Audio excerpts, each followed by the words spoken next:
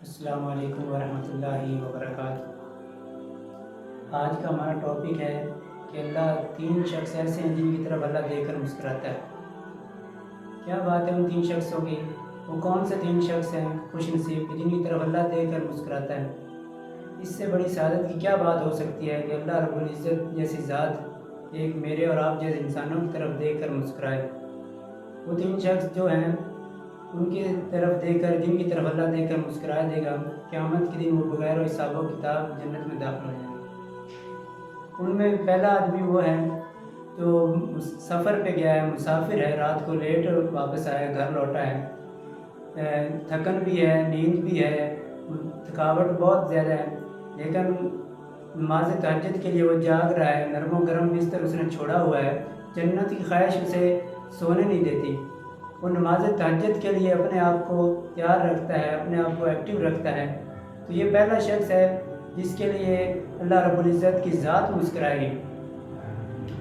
دوسرا آدمی وہ ہے جو اللہ رب العزت جس کی طرف مہمان بھیجتا ہے اور اس کا وہ خوش دلی سے، محبت سے، پیار سے اس کا استقبال کرتا ہے اور اس کی مہمان نوازی کرتا ہے۔ یہ دوسرے نمبر پہ یہ شخص ہے مہمان نواز۔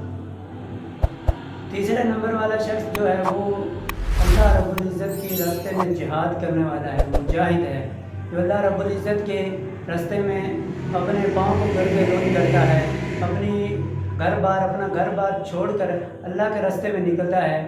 تیسرے نمبر پہ یہ شخص ہے، تاکہ یہاں تک اللہ کے راستے میں جہاد کرتا رہتا ہے کہ جہاد کرتے کرتے اس کو شہادت کی موت آ جاتی ہے اور وہ شہید ہو جاتا ہے اور اللہ کی جنتوں کا راہی بن جاتا ہے۔ یہ تین شخص ہیں جن کی طرف اللہ رب العزت قیامت کے دن دیکھ کر مسکرائیں گے، اور ان تینوں شخص کو اللہ رب العزت بغیر حساب و کتاب کے جنت میں داخل کر دیں گے، اور شرط یہ ہے کہ ان کی نیت خالص اللہ کی رضا ہو، ورنہ لوگ تو عمل کرتے ہیں، ریاکاری اس میں نہ ہو، اس میں صرف اور صرف دکھاوا نہ ہو، بلکہ اللہ رب العزت کی رضا شامل ہو، اللہ رب العزت کو راضی کرنا ان کا مقصد ہو۔